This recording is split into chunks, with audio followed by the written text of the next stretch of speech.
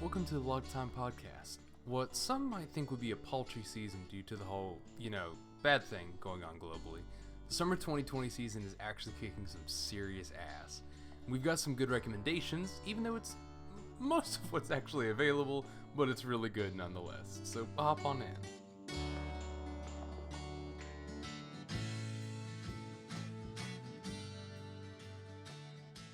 So this might just be me, but something about the beginning of this season has just felt like really kind of weird and unceremonious.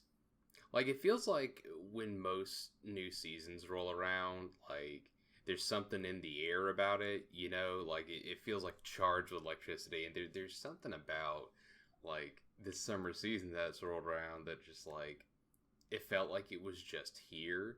And it's not like a reflection on the quality of the shows or anything, because Jesus fucking Christ, we have a lot of heavy hitters, but, like, it just feels weird. Yeah. I don't know, this whole year is weird. I mean, sure, yeah, I like our obligatory haha month question mark in quarantine now, but, like, I don't know, dude. Like, even the spring season felt, like, somewhat different. I don't know, man. Yeah, I mean, I kind of get what you're saying. Like, this season, Yeah. I feel like really, like, it snuck up almost, but that's not really quite right either. Like, because, I mean, I knew it was coming, but I don't know. I guess it's just kind of like, I don't know if it has to do with the quantity of shows or not, but I feel like that is making it a little bit different as well.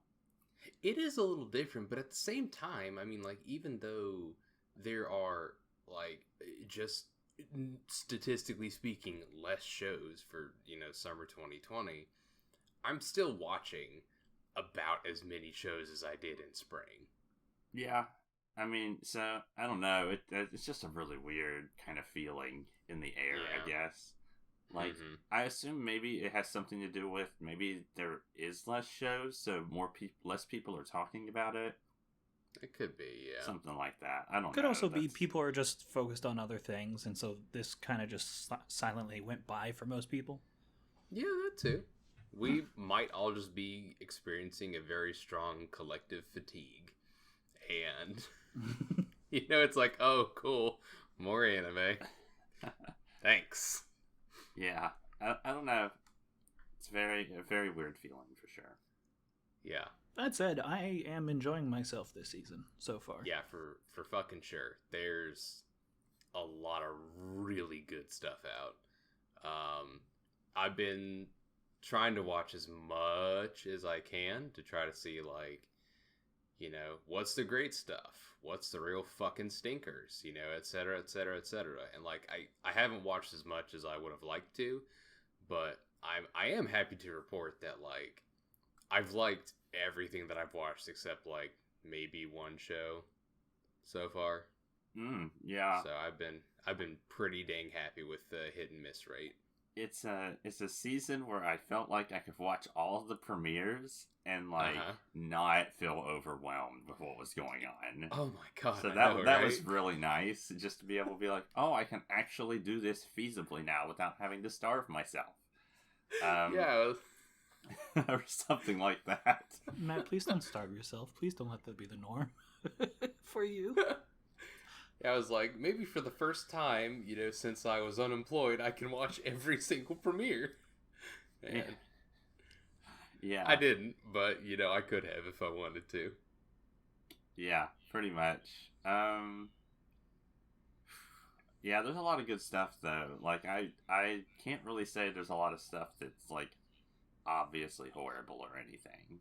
So Monster Girl Doctor is objectively bad. Okay, okay, it's really fucking bad. Yeah, that's bad. I will agree with that. But why bad? I'm not gonna grace this with a lot of time, but here's the thing: if you want to scratch a Monster Girl itch, you know what you want to scratch your Monster Girl itch for. This ain't the show for it. There's so many other Monster Girl shows that are horny in nature that, one, actually look good, and two, aren't annoying as shit. So, when I read the synopsis for Monster Girl Doctor.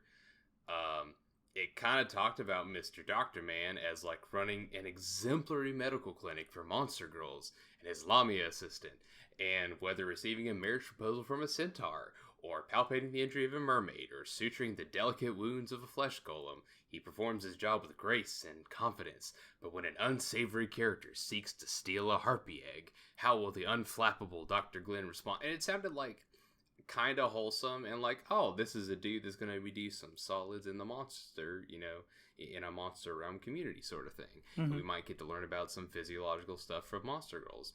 And indeed we do, because in the first, 5 seconds, it's,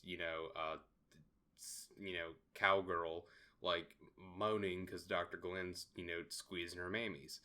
And that's a cool introduction to the show, I guess. You describe it as cool, but I was just like, oh, it's this show. It's despair. You're so unenthused in your voice right now. Yeah, like, I mean, you get 5 seconds and you know what the show is. And again, like, there's nothing wrong with that. Like, if you're into that, cool, great. But I was silly enough to think that it was not going to be that, and that's my fault. I'll own up to that. That's my fault. You thought it was going to be like Restaurant to Another World, except with monster girls? Like, maybe, yeah. That's kind of, again, like, I read that synopsis and I was like, oh, this could be interesting. And no. So, again, nothing wrong with it being what it is, but it's a shitty version of it, because it looks ugly as sin. The 2D and 3D are both bad. Yeah. The characters do nothing.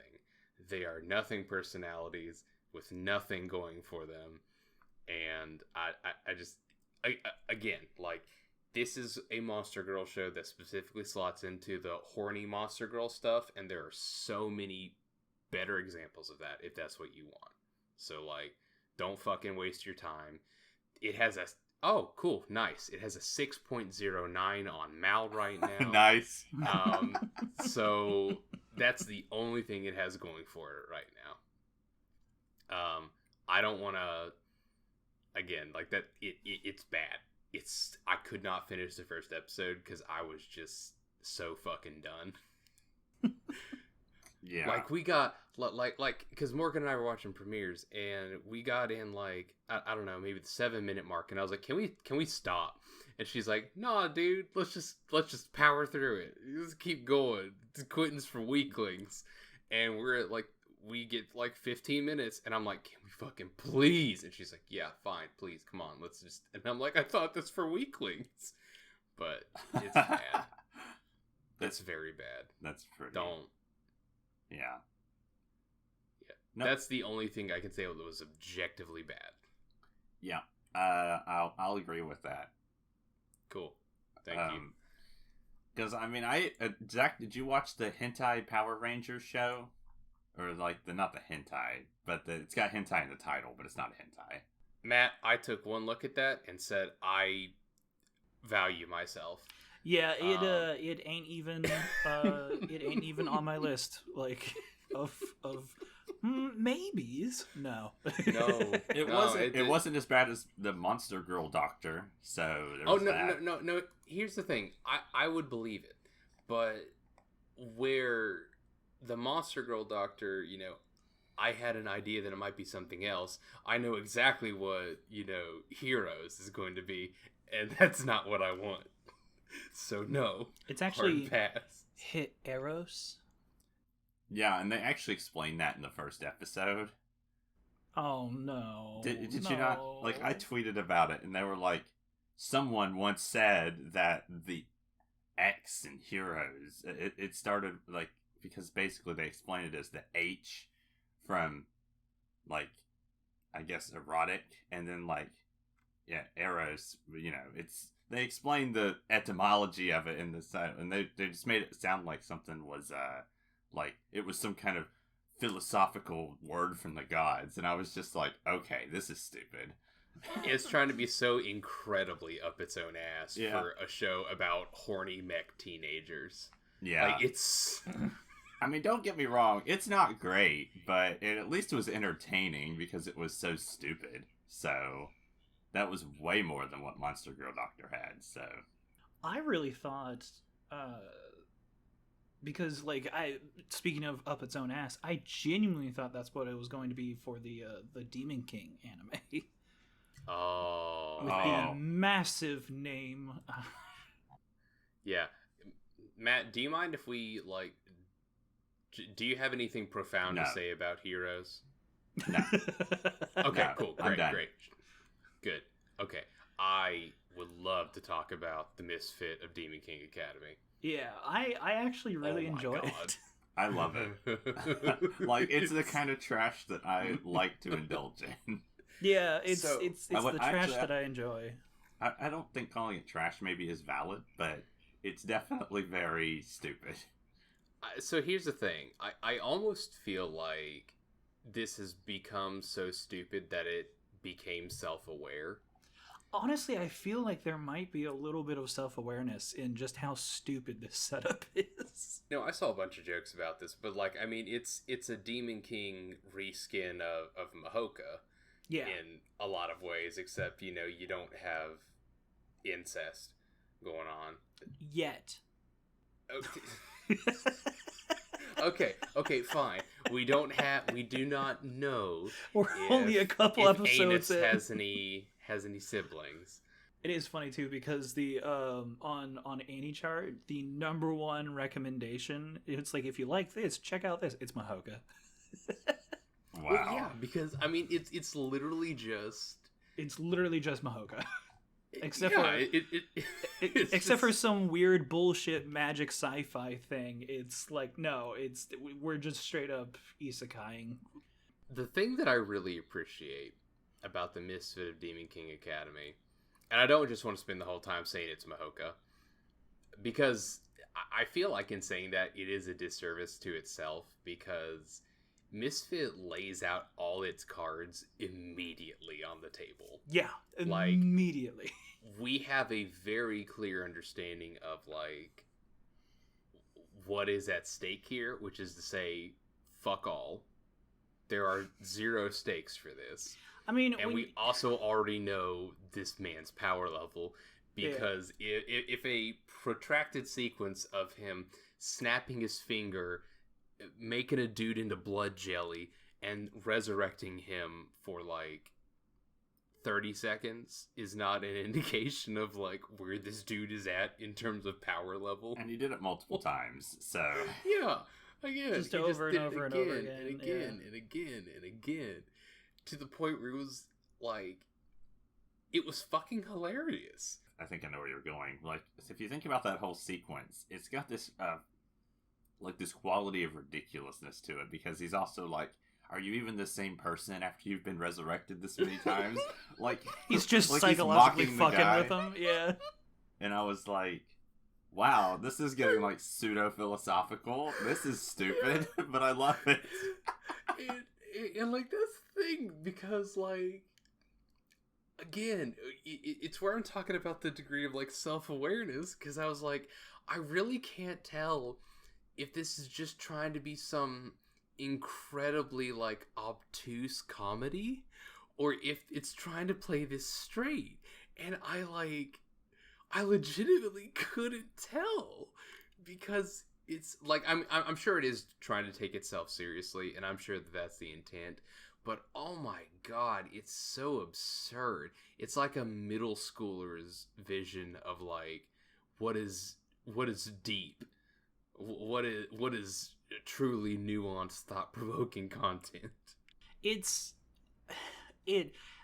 must be self-aware, because when you have a show that in the first episode you have him being reborn as a baby, they're like, what should we name him? And he's like, this is my name. Just, like, immediately. And they're like, the fuck? I think it's very much like the comedy of, like Leslie Nielsen, where it's just the character who is dead serious in a comedy. It's like somebody who's playing it so straight, and it's just hilarious because of it. Like, it's just, there's no fucking way this show is not a comedy. There's no goddamn way. No.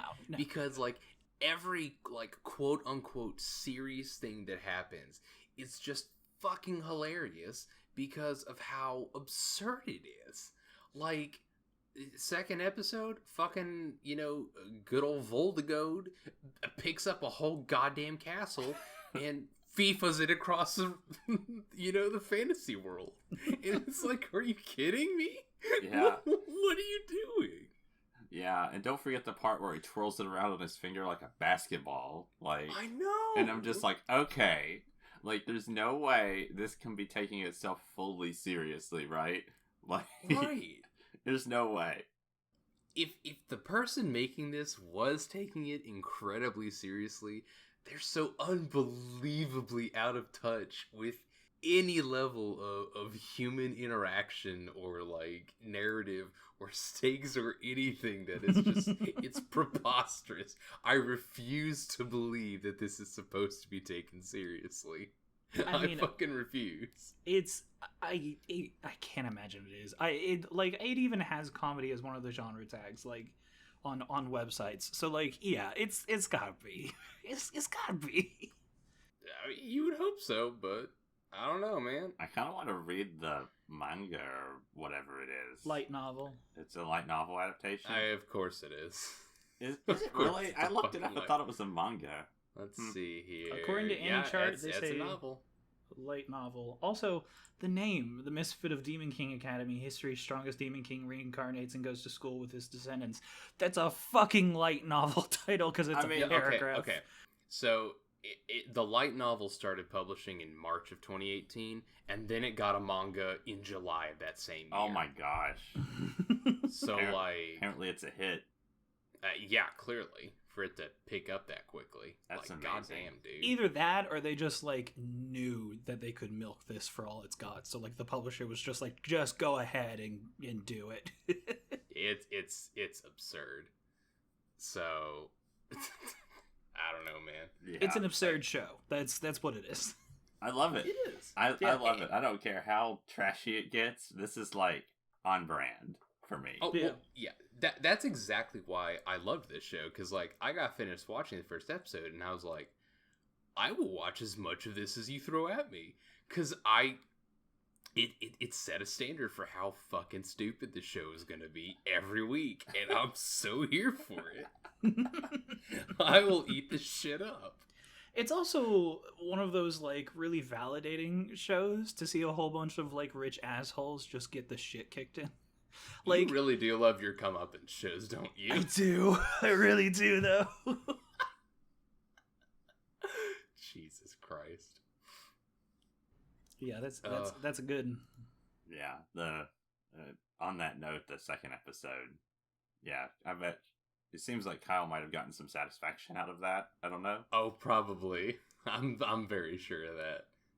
I mean, I'm also just enjoying it for the ridiculousness. Like, that's my main pull here. It's not just because I'm like, yes, do it, yes. No. Yeah, it's fucking delightful. It's really a shining light for me.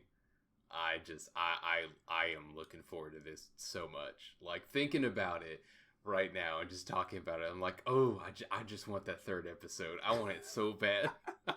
I need it right now. Yeah. I'm astonished that it has sucked me in that much, but I'm very glad it has. Yeah. I was very much expecting to watch this and go, okay, it's another one of these shows. Yeah. So, kind of along those lines, did either of you watch Uzaki-chan Wants to Hang Out? Yes. Yeah. Okay, so here's the thing. I looked at Uzaki-chan Wants to Hang Out, and I thought, oh, it's going to be another one of these kinds of shows. Because, the whole thing is just like a, short stack underclassmen with, knockers the size of Texas is going to be a brat. And it turned out to be so much fucking funnier than I thought it was going to be. And so much less about, titty humor. I was very impressed. Really? That show annoyed me. I couldn't watch a lot of it. Here's yeah, go for it. Oh, I was just gonna say that I don't know. It just really, like, the humor really didn't hit me. And yeah, that's what you described it as, like, a short stack titty brat show. Yeah, that's exactly how I felt the whole thing was. And I was just like, okay. I wanted to turn it off after the 6-minute mark, but I wanted to try to power through it. And by, like, the 15-minute mark, I was just like, okay, like, I literally can't take this anymore. Please just let it stop. So here's the thing, like, Uzaki is an absolute nightmare, and I want to put her in a wood chipper, but I'm really in this show for Sakurai, for our dumb fucking, dude who went through an entire goddamn year of college and hung out with nobody and had a great time doing it. And I'm watching it for him because I'm like, oh, dude, oh, bud, I want to see you survive. Because, like, it's, you see a lot of shows like this where you have an absolute goddamn fucking nightmare character, and then we have, our kind of straight man protagonist who is, generally, like, kind of, like, bashful and, like, ooh, and all this stuff, but Sakurai doesn't give an absolute fucking shit. No, yeah. It's very true. And that's why I appreciate him so much as a protagonist. Uzaki herself, like, I could kind of take her or leave her. Like, she very much straddles this very tenuous line of she is annoying as fuck, and it works in some respects, but there are some points where I'm just like, could you stop? Yeah. So yeah, it's again, I kind of expected it to just be like titty humor 24/7 or a bunch of ecchi shit, and it really kind of didn't do that much. Again, like, especially for a premiere episode, I really expected it to go harder into that. Yeah.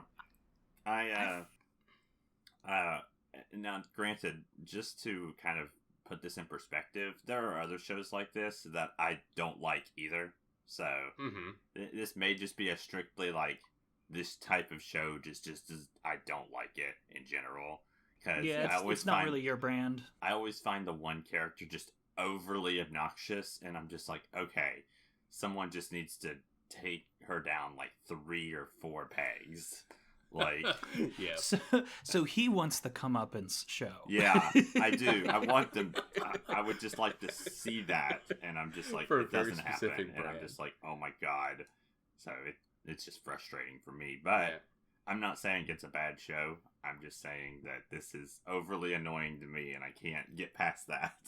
Oh yeah, she's annoying as hell, and I mean, like, the fact of the matter is, again, she was a lot to handle in the first episode, and we have a whole goddamn season, so I fully expect to get to a point where at some episode, I'm like, I have to back away. I can't keep doing this.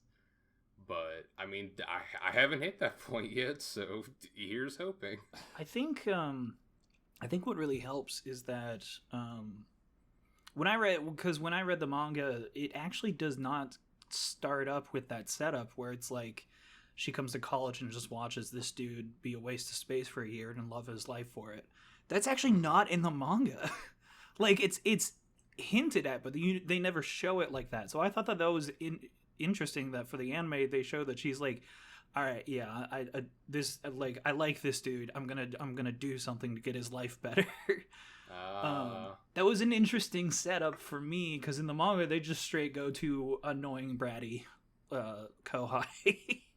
So it's less this boy's gonna be my project and more well, I'm gonna cause trouble on purpose. Yeah, it is overall still, because she talks about like, oh yeah, you're my project for this whole time.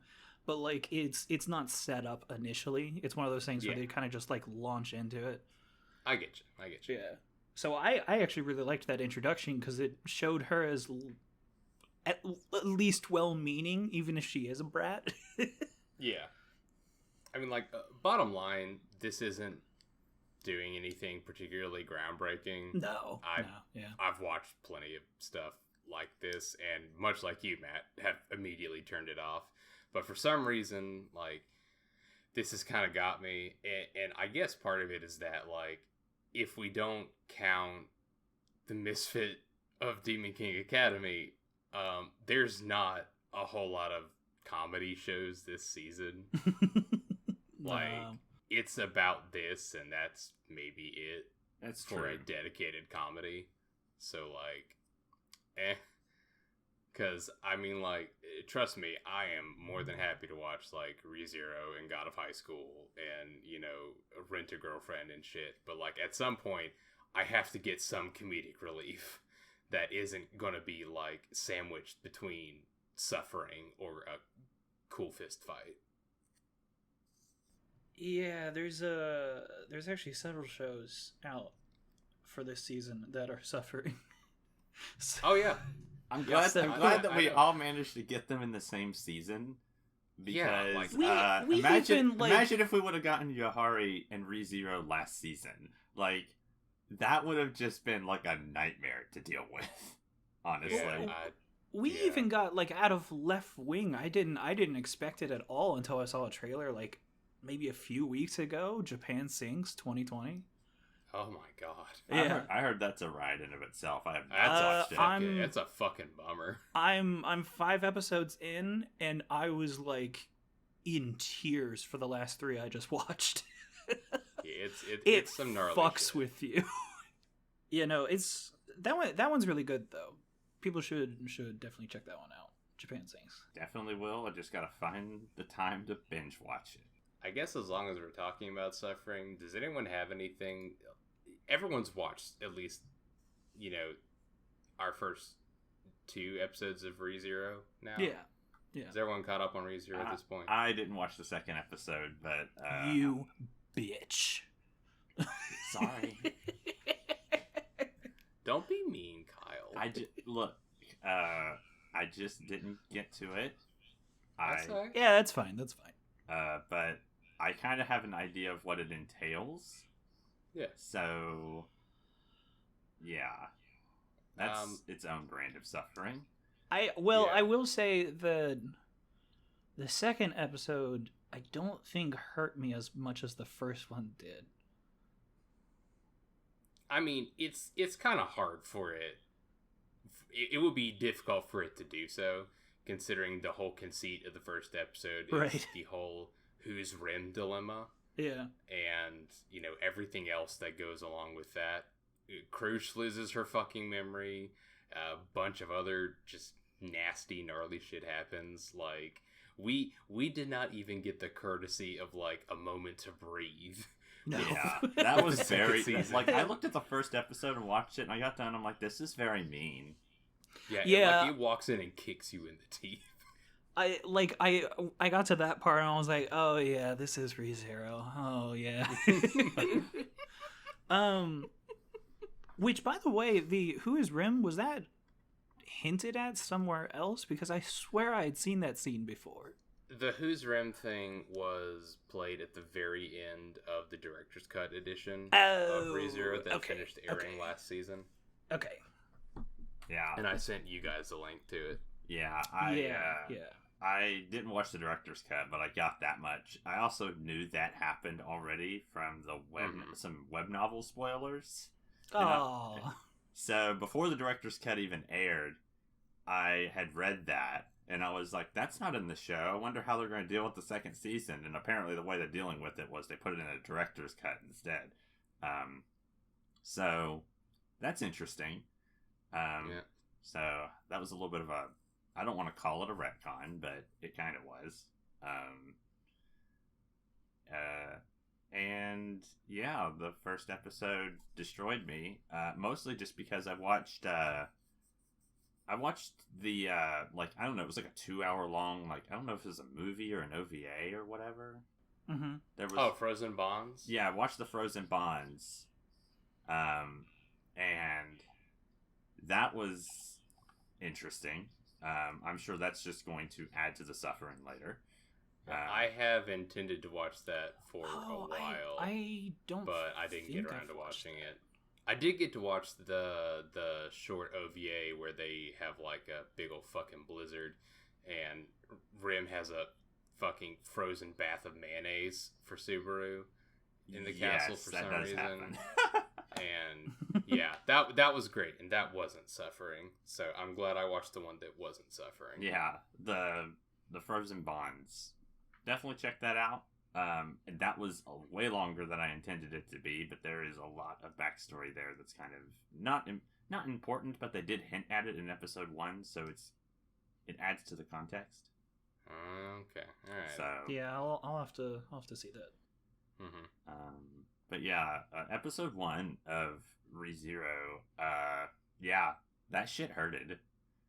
Yep.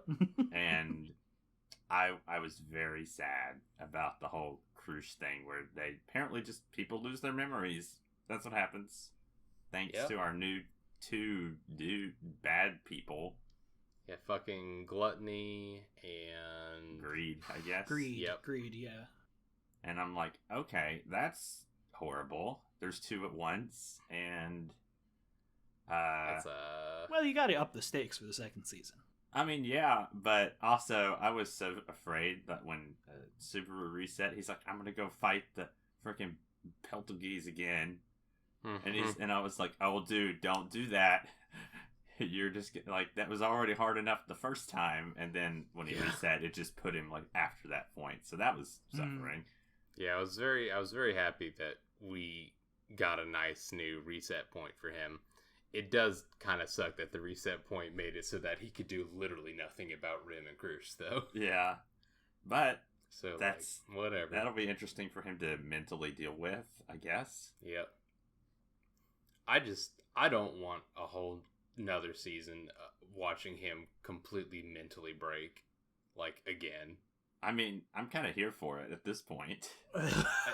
Okay, like, I just don't want another, like, middle of the first season again, where he's just...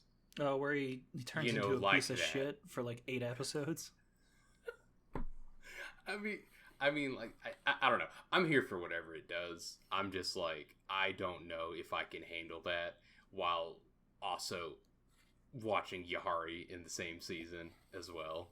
Like, I'm gonna lose my mind. Which, on that note, thank everything holy that the first episode of Yahari was not going to kill us.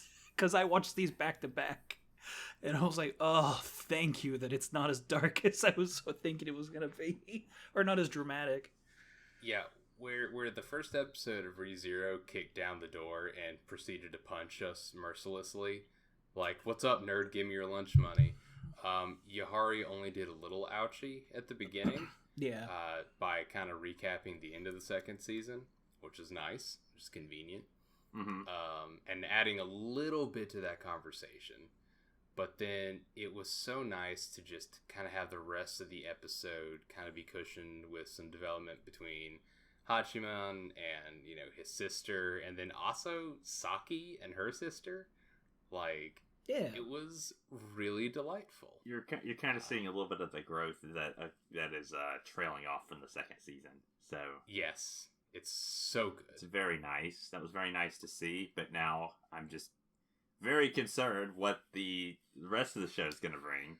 Yeah, you're bracing. Yeah. You're bracing for what's going to happen. Yeah. Yeah, I just, like, I got, like, I saw a very small snippet of what this season entails, and I'm just like, oh my god, no, absolutely not. Do you all know anything about No, I'm happens? going in completely I have a feeling that it's going to be a lot of trying, because the first episode kind of hints at it, but it seems like it's going to be a lot about Yukino and trying to figure out, like, what is, you know, going through a little bit of her struggles with whatever, but I have no idea what the extent of that's going to be. Okay. I'm more talking about there's a specific situation that the service club is put into. No, I don't know about this. Do I need to know about this? I mean, you'll find out about it, but it's that something you're scares tasked me. with doing. Do you want to be... I want to hear it. I want to hear it. You don't want to hear it? I want to hear it. They're supposed to put together a prom for the school. Oh, that explains the opening. Okay. Uh-huh. All right, Uh, that makes sense now. And that's gonna suck. Oh. Yeah, Okay. a All right. Well, that prom. just hit me like really hard. Thanks. Yes, a prom. Let that sink in for like more than 2 seconds. Okay, that's gonna be rough. It's I'm not ready for that. It's gonna be awful. It's gonna be so bad, and my kids are just gonna hurt, and I'm gonna hurt, and it's gonna suck. These poor children. When will their suffering end? Death, I guess. I don't fucking know. The episode 12 of this season, at least for now. Is it 12 or 13? I mean, it says episodes are currently unknown. I would wager 13. All the other seasons have been... Well, no, I guess the first season was 12, right? I don't know. Whatever. Either way, that's just its own thing. All right. I'm gonna screen cap that image of Hachiman just being like, "These are tears. These are emotions." Though I feel like we're gonna need that in a couple episodes. Not gonna lie though, I just really miss Hands Guy. Oh, I think he's gonna come back. You think he's coming back? We'll see him again. I'm sure it'll be when you least expect it. I'm ready. Nothing can prepare me for this because nothing prepared me for the first 2 seasons, and God Almighty, I needed something to prepare me for it. But I don't know, man. I don't know. I don't feel like there's any way to mentally prepare for what's going to happen. That's just the thing, man. Like, I just know deep down that nothing I do is going to prepare me for how bad this is going to fucking suck. It's going to be interesting. Yeah, for sure. On a similar note to drama, I actually did not get a chance to watch the Rental Girlfriend one. Oh my god, really? Yeah, I didn't get a chance. Oh, dude. Matt, you got to watch Rental Girlfriend, yeah, right? That's like, dude. I knew that was coming like a couple of seasons ago, or like maybe it was like the beginning of spring, and that just feels like a couple of seasons ago. And yeah, I was like, okay, well, I'm gonna watch this show. This seems like another on-brand Matt show, so... yeah, dude. Like, this is a front runner of this season for me. Yeah, it's pretty good. It has so much potential. Oh my god. Like, I just love the premise of, you know, some dumb, fresh high school, college kid gets his heart broken after a month with his first girlfriend. He gets dumped after a fucking month, and he's so, like, frustrated that he goes to a Rent-A-Girlfriend app that he just stumbles across, and in a fit of impotent rage after finding out that, oh, other guys have dated this girl. What? He just decides to be a douche about it. Yeah, that whole, like, so I like how that episode progressed. Like, I actually really like how the episode set itself up and then, like, went through that. Like, they had the first date, and he was like, oh, okay, I get this. He's like, this is okay. And then, he realizes that, you know, oh, this is just a service. And then he gets, like, really fucking bitter about it. I know. And then so he goes on the second date, and that just completely, like, that shaped the show, like, pretty much for me. And I was like, okay, I get this. Oh, yeah. It's just like, one, how Kazuya just, like, completely melts down, but then also somehow gets him and poor Chizuru, who's only trying to do her fucking job to pay her tuition through college, both get wrapped up in this, we have to pretend we're dating kind of thing. And, you know, that's a mess in and of itself. But what was great, too, though, was that by the end of it all, Kazuya, you know, and Chizuru kind of just sat and talked, and he was like, I was kind of a shit. That's my bad. I'm sorry about that. Hey, good on him. he went through a surprising amount of development in like one episode that I kind of didn't really expect to see. Yeah. And a lot of introspection, you know? Because he was just like, I kind of realized that I'm the sort of person who's just gonna be a wreck if I'm alone, and I'm probably gonna hop from person to person. So, sorry about that. Yeah, like, I actually really do like how that whole, like, just the progression of his character was really phenomenal to watch, really. Yeah. It was, Yeah, it was something I wasn't expecting from the show, and I'm just really happy that the show decided to progress itself that way. Yeah. See, when I saw that in your article, Zach, that you posted, that was the time that I was like, okay, maybe I should give this show a shot. Because I don't know, I saw the title and like a quick synopsis, and I just kind of skipped on it initially. Yeah, so I mean, the thing is, you know, it's very quick, it's very snappy. Like, it felt like a very brisk 20-some minutes. Like, it sped by. And, you know, all the while, it really developed these very interesting, very real, genuine feeling characters. And I got very invested in them in a short span of time. And it was that kind of, you know, Matt, kind of as you said, that really fantastic spread of development, specifically for Kazuya, that it put forward. You know, it kind of made me feel like, oh wow, this show has a lot of room to stretch out and grow in a lot of different directions. Because if they can get that kind of introspection in the first episode, who knows what they could actually do with this idea of companionship and, you know, commodified companionship and everything else. Like, this could be really fucking interesting. Yeah. Yeah, that sounds really interesting to me. Yeah, I kind of liked, and maybe this is just me, like, just reflecting on the show a little bit, but I feel like after the whole first episode was done, I felt like, so, and this is part of what's feeding into what I think you're saying, is that, like, after I got done, I actually like real Chizuru better than fake Chizuru. Like, maybe that's just me, but I don't know if that was just, like, my view of it, or if, like, the show, like, panned it in that direction, but I thought that was really interesting. Just, like, I don't know. I like the genuine characters, like, that are just, you know, the let's be real with each other sort of thing. Yeah, and that's, I think, what's going to be one of the most interesting things that the show could potentially do, because a part of the whole commodification of the rent-a-girlfriend service is that people don't, you know, necessarily go to these things because they want the kind of, you know, quote-unquote realness sort of factor.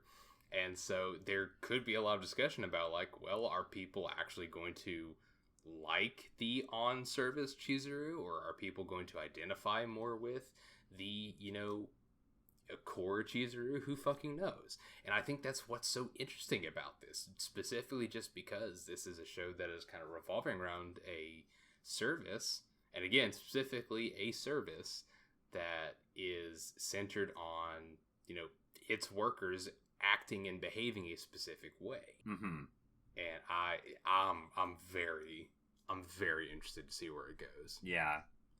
There's that little interesting hook at the end of the first episode. That'll be interesting to kind of see where that goes. And then, yeah, I'm just really interested in seeing where they want to take the show. Absolutely. Like, I expected to like this, but I didn't expect that I would be this invested and this interested in it from the get-go. Mm-hmm. Yeah, I didn't expect it to come out with a banger of a first episode. Yeah, for sure. I'm excited to hop into it because you guys are like really hyping this up for me. Yeah. I like the opening, by the way. Oh my god, yeah, the Peggies knocked it out of the park. Is that the Peggies? Yeah. Oh, okay. Or the Peggies at least... Yeah, the Peggies do the opening. Maybe this was the... I'm trying to think if this was the opening where I was like, oh, maybe I knew it was the Peggies and I just forgot already. Never mind. Yeah, the whole thing is great. Yeah, it's very good. Did anyone get around to watching Deca-Dence by chance? Hell yeah, I did. I watched it by nut. You're so fucking stupid. Did you guys What see? studio? Like, What studio's working on that nut? Did you see where? I don't think it was either Canapa or Frogkin. One of them put out an article with the studio, I guess, creator, and why it was called Nut. Oh God, no! What? So basically, what it boils down to is the creator said he's like, I wanted to make a studio name that was crazy, and he's like, I was intending it to be like nuts, like this is nuts, right? Oh, like this is crazy. Yeah, and he's like, so that's why I named it that. And then, and I love Canapa's comment on it. He's like, oh, so there are other meanings to that word that I forgot about. And I just thought it was hilarious. I was just like, that's a little interesting fact there. This is like the UFO table sort of studio name. I don't know what studio creators are thinking when they name their studios, but dude, who fucking knows? Apparently, it's wild. Yeah. So I've only had the opportunity to watch the first episode. Oh, really? Yes, because I only got to watch the first episode, and then I saw on Twitter some folks saying, this is fucking nuts what they do between the first and second episode. It is mind-boggling. Someone describes it as like, this is kind of like what happened between the first and second episodes of Death Parade years back in terms of peeling back the layers. Oh, okay. I kind of don't really know what that means, but that's interesting. But it's the same director. Oh. So. Okay. Is it now? That kind of makes sense now. Yeah, the second episode, I started that. And I started that, and then, like, within 5 minutes, I was like, what in the... Is this even the same show? What the fuck? Oh my god, it's that different? I mean, the elements from episode 1 are still there, but all of a sudden, it's just like, it's as if all of a sudden the curtain comes up, and you're like, oh, there's more to this stage. Okay, yeah, alright. Oh, sick, dude. What the heck? So... I can't even imagine what that means. After seeing the first episode, I'd be like, what else is there? It's like those it's like those reveals where, like, you have a soloist in an orchestra, and they're just, like, on the stage by themselves, and then the curtain comes up, and all of a sudden there's 84 people behind, and you're like, oh, fuck! Yeah, because, like... So, I mean, Deca-Dence is also probably one of my frontrunners of this season as well, because, oh my god, what a first episode. Like, it's holy a good first episode. What a way to hook your audience in and just hold on tight. Because, I mean, everything from, I mean, like, Nut does some beautiful fucking animation. It's so fluid, it's so goddamn pretty, it's so consistent. It looks great. And, I mean, like, with all the flying around of the, fucking gears, warrior shit, and the, like, low gravity pod things. I don't know what the fuck they're called, but it's cool. They're flying around and stabbing shit, and it's a lot of fun. Mm-hmm. But even just beyond that, like, the whole setting that they've put up of, like, this, what if Hal's Moving Castle, but it's all of humanity? And yeah, it's like this one thing. It's like, what was that movie? It's like if, like, Mortal Engines was, like, combined with. Yeah. It's such a solid, interesting setup. So, like, with it being as punchy of a first episode as it is, the idea that we're gonna, like, galaxy brain out super far in the next episode is, like, I don't know how to process that. You are going to be mighty intrigued and probably very confused within 5 minutes of the first episode. Man, see, like, Zach's talking about trying to process it, but I guess that's, like, the same struggle I'm having, is that, like, the first episode was pretty straightforward. It was pretty good. Yeah. But I felt like it was not hard to understand what was going on. And then oh no, you're talking about, like, this episode is, like, shows all the parts, and I'm like, I don't even know what that means. I thought we had all the parts. Right, yeah, exactly. That's what I'm saying. Like, I don't know what they're possibly gonna do. Gosh, I would love to see like a live reaction of you two for that second episode. I'm hyping it up too much. They take a very interesting twist in the second episode, and it's one of those where like all of a sudden you're just like, oh shit, what does that mean for like the rest of it? So I'm very excited. That's it's another one of those things where it's like, God, I wish I had time this week to make sure I was caught up on it. Yeah, So- that's kind of like where I'm at. I was like, man, I was gonna do that today, and then like I fell asleep, and whoops, Yeah. And I was like, oh my God, where did all the time go? Work. Oh God, fuck. Oopsie. Because like I'd intended to watch basically everything else that I hadn't watched from this week today, and then it was just like one thing after another. Yeah, it definitely happens. Yeah. I don't know. I'm pretty interested in where Deca-Dence is going to go now. Because I was like, it was one of those shows that I liked, but I was like, what are they gonna do with it? And then I guess that was the interesting like hook for me. I was just like wanting to see how it was progressing in an interesting way.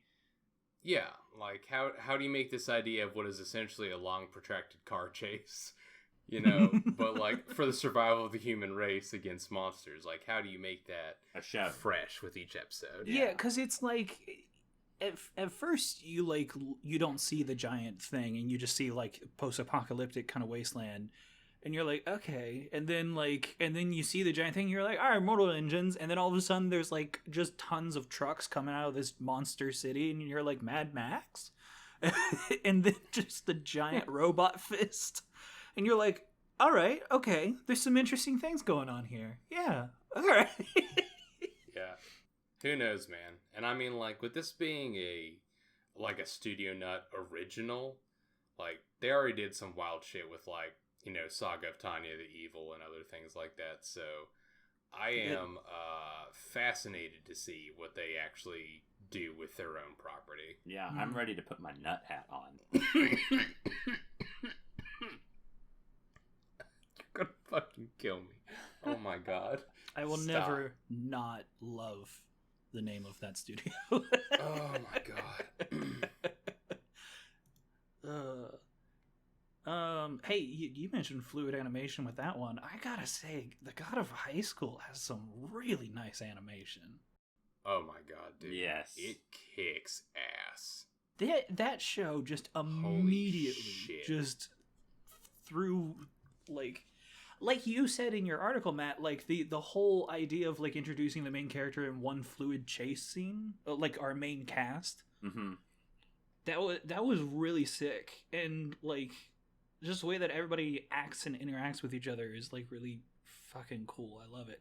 I am sad because I was really hoping that the rapper on the side of the street was going to be a main character. That's pretty funny. Especially after like he just starts improving a rap, and then the grandma that's right there is just like, yeah, yup. She's like really into it. I gotta tell you, like, it was a really gripping introduction to this show. Mm-hmm. And I mean, like, because I know we've had some other, like, I mean, I guess we've had other Crunchyroll originals before this, but like this is maybe the second Crunchyroll webtoon thing. Yeah. After Tower of God. And don't get me wrong, I like Tower of God. Love the show. But like there is such an energy to the God of High School. Mm-hmm. And like it feels like it is barely contained. Like Matt, you put it as like the unstoppable force of the God of High School, something like that. Yeah, I mean, like that feels really appropriate, cause like, holy shit, man! Like there is just so much going on underneath the surface of this. Cause I mean, like, it's easy enough to just talk about holy shit, like yeah, that whole chase scene, and getting this really great, fun, kinetic cast. Like, how rad is that? And it's very easy to get caught up in that and, completely forget that the first, minute or so of the episode involves a whole island getting squished by a giant fucking hand with a cross in the center of it. Yeah. That's a lot right there to just process. Have you guys seen the second episode? Yeah. Yeah, I have. Okay. Yeah, just...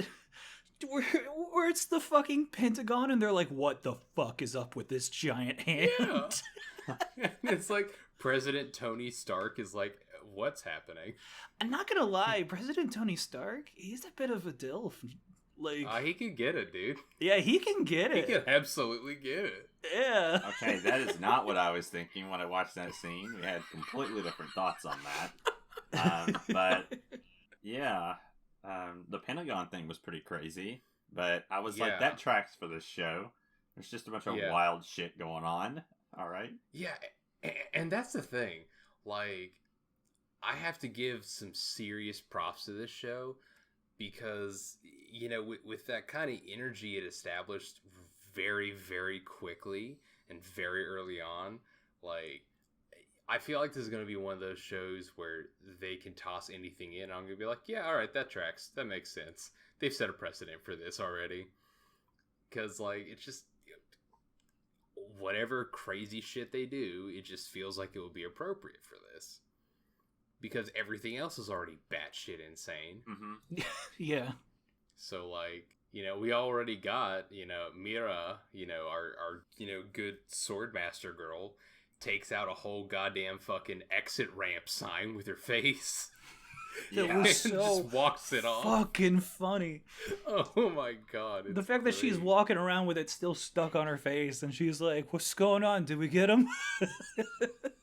The whole thing is so absurd, but is so excellently fine-tuned and just so tight in its animation and in its just breakneck pace. It's so fun to watch. Yeah, they managed to keep it interesting all the time. There's no time to there's time to there's obviously slow moments in the show, it gives you moments to digest it, but at the same time it's so high energy and high pace that it's just you kind of just roll with the punches, so to speak.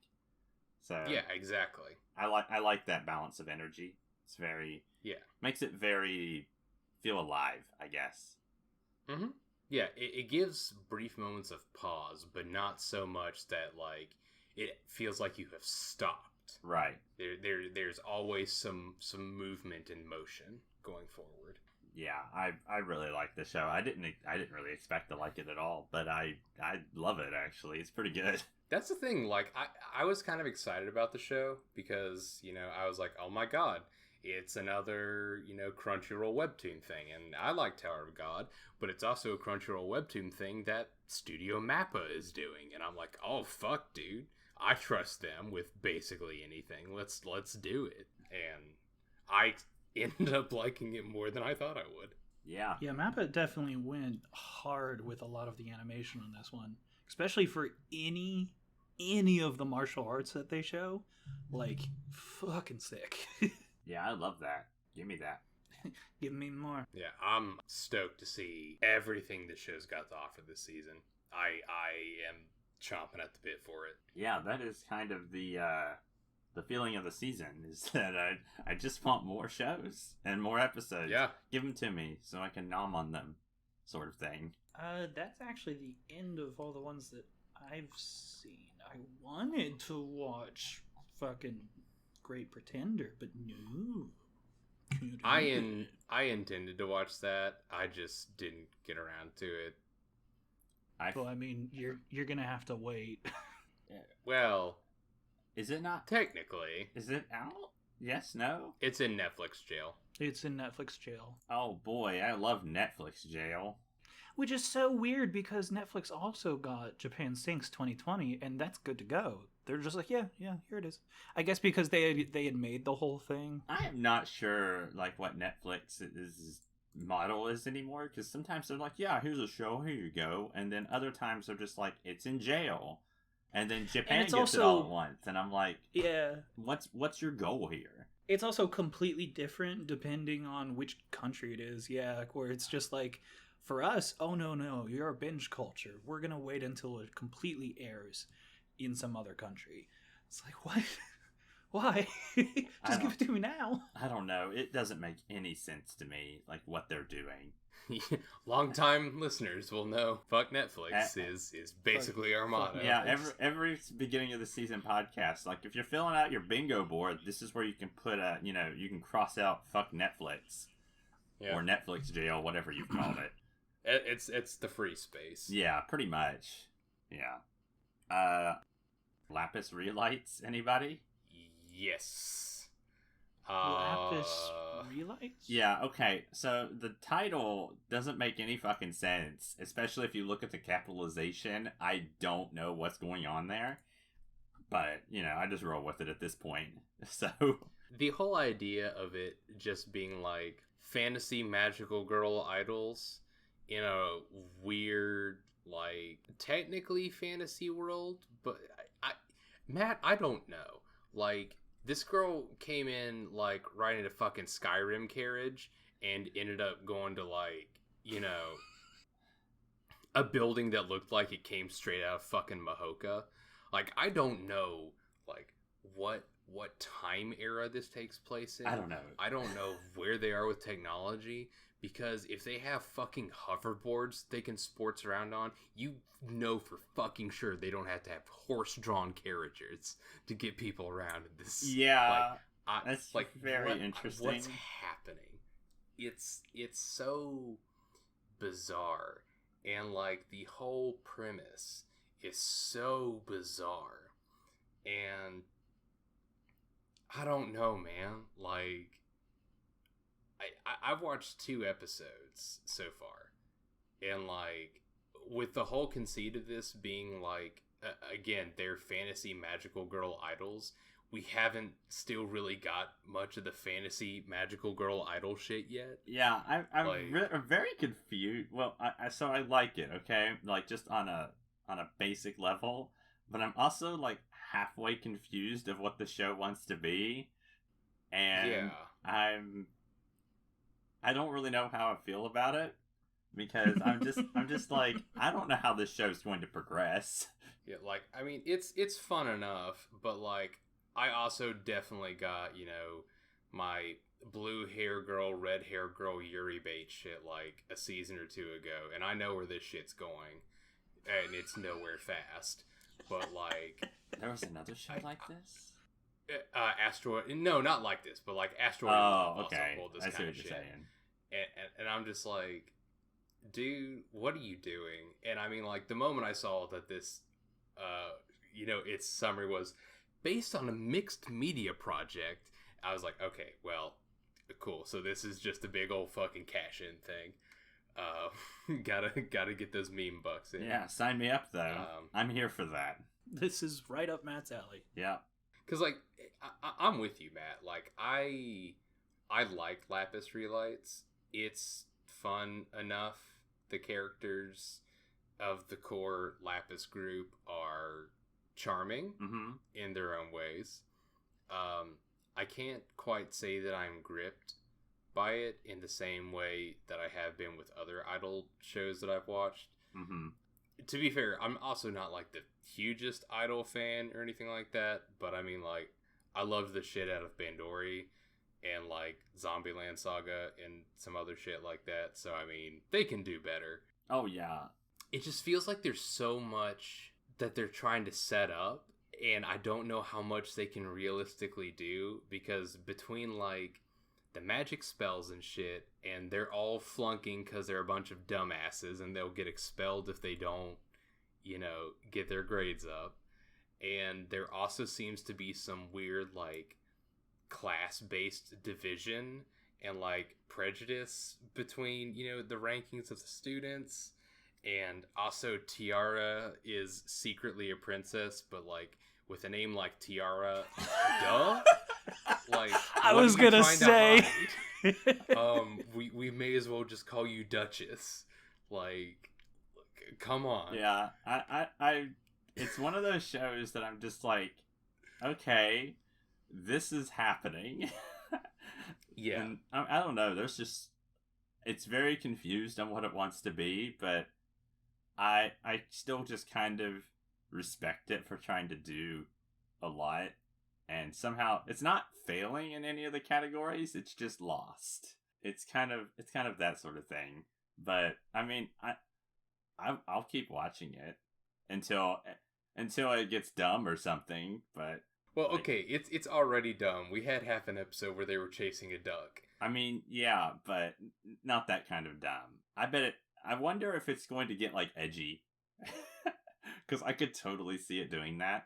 I am so cautious about these kinds of cute girls doing cute things sort of thing after I got burned by Stella C Cube that one time. And I'm just always so bitter about on that. edge. Me and a lot of other people. I just like, I'm always on guard about it because I'm like, okay, well, when is this perfectly innocent thing going to turn pants on head stupid? Where do we go from You can't here? turn pants on head stupid if it's already that way. I mean, yeah, you're not wrong. I don't know, like, I mean, it's fun enough, and I mean, it's not like I'm swamped with other stuff this season, anyways. So I don't really have much reason to not give it a shot. Yeah, like the moment that it just goes full stupid, I'm gonna reserve that right to pull the ripcord. Apparently, a lot of people feel a very similar way about this show. It's like, well, it's not bad. I mean, it looks really nice. I'll give it that. Yeah. Yeah. It's pretty. Its music and stuff is good, which, I mean, it should be if it's about idols. Yeah. I was very confused when I started the episode. I was like, is this idols? Is this magical girls? Is this a high school setting? Like, I was just confused about so many things. And then I was like, oh, it's all of them. Okay. Yeah. I'll just hang in there. It seems to be doing okay for now, but it's got some interesting qualities to it, I guess. Yeah, it's anime. It's wild. I was gonna get started on Koitu Producer, but Mr. Love. yeah, but I wasn't able to track it down. I couldn't figure out who had it. It just started air. I mean, like, it just aired maybe yesterday, I think. Oh, Today or yesterday. Okay. Like, it was very recent.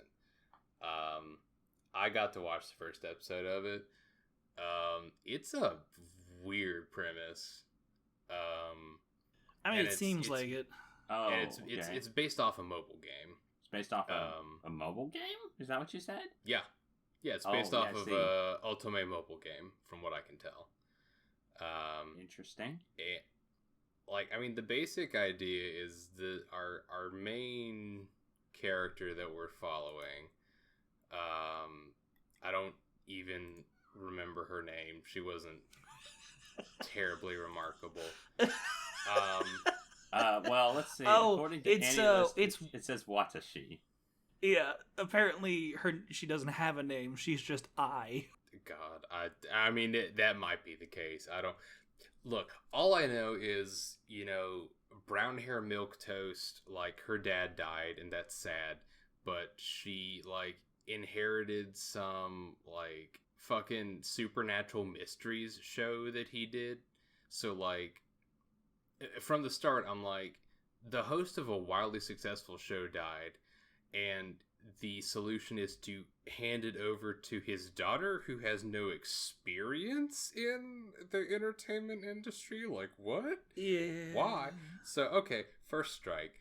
But then, like, also, there's this whole thing where there's just these supernatural powers that people have called evols, EVOL, which is hilariously love backwards.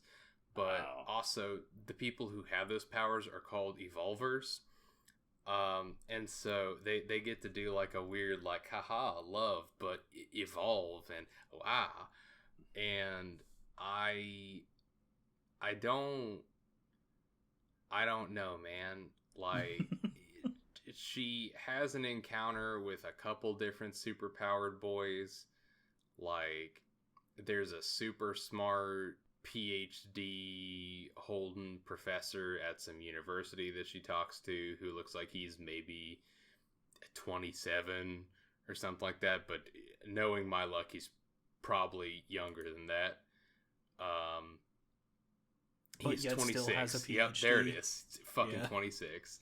I don't even know what all their powers are, but then there's also this rich asshole billionaire who can like stop time, and he's like saved her from getting hit by a car like twice, like once as a kid and then once as an adult. She I don't really know. needs to start watching where she's going. Is Yeah, what I'm getting at. well, She's gonna get isekai one of these days. Yeah, she's about 2 steps away from being isekai'd. Yeah, Truck Coon's gonna get her one of these days. Yeah, it's gonna happen. But I just it's a show. I didn't check it out, but you know what? I will now, just because, not that I'm necessarily interested, but I'm confused, so I mean that's the thing. Me too, because it's like the whole thing is framed as, you know, the whole thing uses a framing device as if, like, you know, I guess I'll go with Watashi, like, she narrates over it and says, like, but this was the start of a discovery that shook the foundations of the entire world. And I'm like, wow. What? And so it's supposed to be some, like, weird superpower, like, government conspiracy shit. And with the way that it's playing up, just like this pretty boy reverse harem stuff, like, it feels like the story and intent that they're going for is not really matching the tone that it has set. And I'm not exactly I'm not exactly sure that it's going to deliver as much as it thinks it's going to. I don't know if it thinks it's going to. I think it's got a premise, and it's like, okay, well, we'll just go with it. Yeah, I mean, like, at the end of the day, it's an adaptation of a mobile game, which, like, unless you're Rage of Bahamut, like, you're kind of fucked. So, whatever. Yeah. So we'll definitely see. I guess I'll have to check it out. I forgot it existed, honestly. Is it on Crunchyroll? Yeah, it's on Crunchyroll. Okay, because it's not listed on here where it is. So yeah, you don't have to watch it, but if you do, you just, like, let me know, because I really couldn't tell you much that's that interesting from the first episode, or was that gripping. Okay, well, I don't know. I just want to give it a shot. So yeah, I was in it because Mappa was doing it, so I was kind of interested, but we'll see. I'm willing to give it more than one episode. That's fair. What's this other show? This Gibiate by Lunchbox. I had intended to watch that because that was another one that's billed as a Crunchyroll original as well. The premise is interesting. I think if I remember correctly, it's like people are just turning into monsters or demons or some shit based off of, like, race, sex, like, you know, nationality, all sorts of shit like that.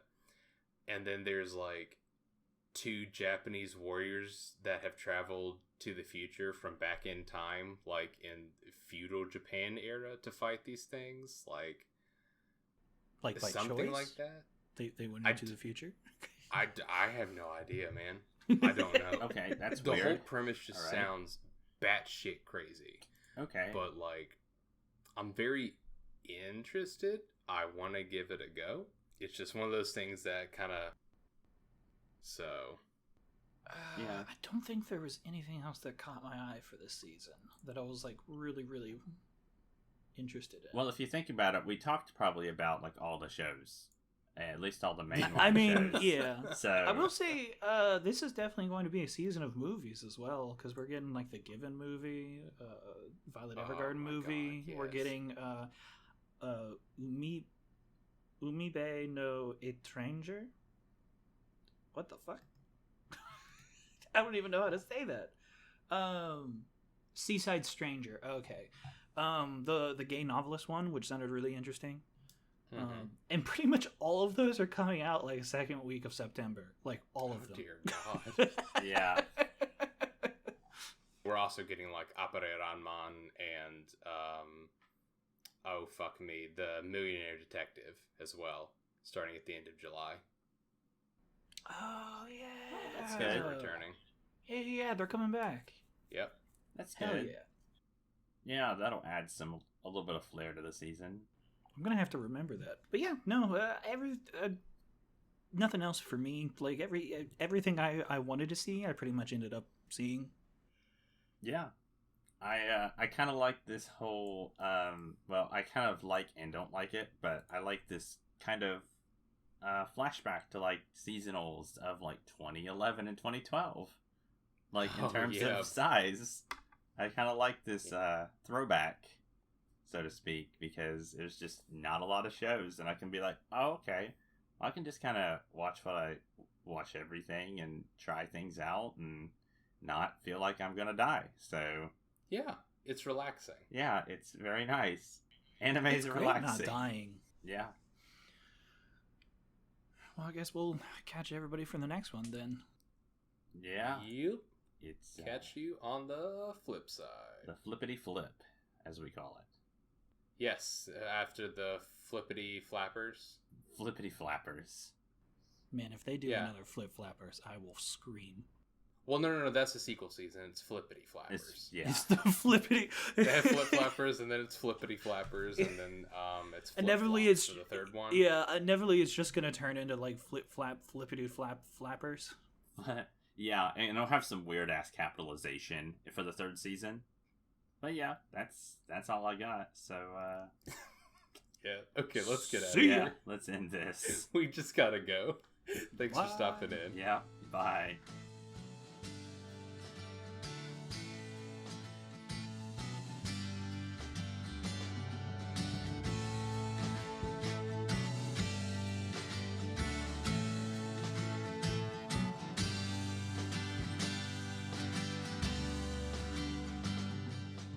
Hey, thanks for listening.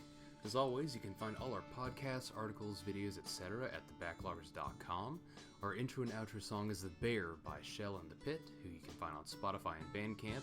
And we'd love to hear from y'all in the comments on our site, on the podcast platform of your choice, or by becoming the reincarnation of the podcasting Demon King. And as always, we're on Twitter at _Backloggers, so pull up a log and stop in for a bit.